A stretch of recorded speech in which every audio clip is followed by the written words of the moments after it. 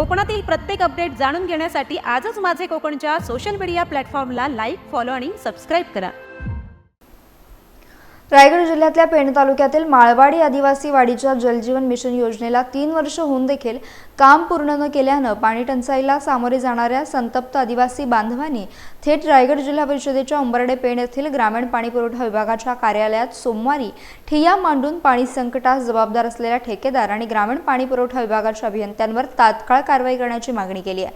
तर पुढील 7 दिवसात माळवाडीचा पाणी प्रश्न आणि रस्त्याच्या समस्येवर तोडगा न निघाल्यास जिल्हाधिकारी कार्यालयावर मोर्चा काढण्यात येईल असा इशारा देखील ग्राम संवर्धन सामाजिक संस्थेचे अध्यक्ष सामाजिक कार्यकर्ते संतोष ठाकूर यांनी दिलाय। पेण तालुक्यातील ग्रुप ग्रामपंचायत आंबिवली हद्दीतील माळवाडी आदिवासी वाडीच्या निमित्ताने हे वास्तव पुन्हा एकदा समोर आलंय।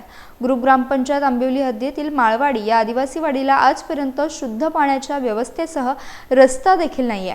या वाडीला पिण्याच्या पाण्याची व्यवस्था नसल्याने 2 वर्षांपूर्वी शितोळेवाडी आणि माळवाडी या 2 आदिवासी वाड्यांसाठी जलजीवन मिशन मधून सुमारे 46 लाख रुपयांची योजना मंजूर करण्यात आली। या योजनेचं काम डिसेंबर 2024 मध्ये पूर्ण होणे अपेक्षित असताना आजही हे काम अर्धवट आहे।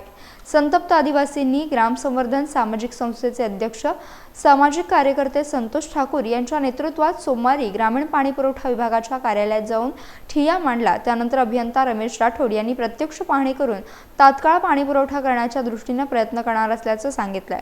मात्र हे आदिवासी एवढे संतप्त होते की त्यानंतर लागलीच पेण पंचायत समितीचे गटविकास अधिकारी अविनाश घरत आणि तहसीलदार तानाजी शेजाळ यांची प्रत्यक्ष भेट घेऊन लेखी निवेदन देण्यात आले।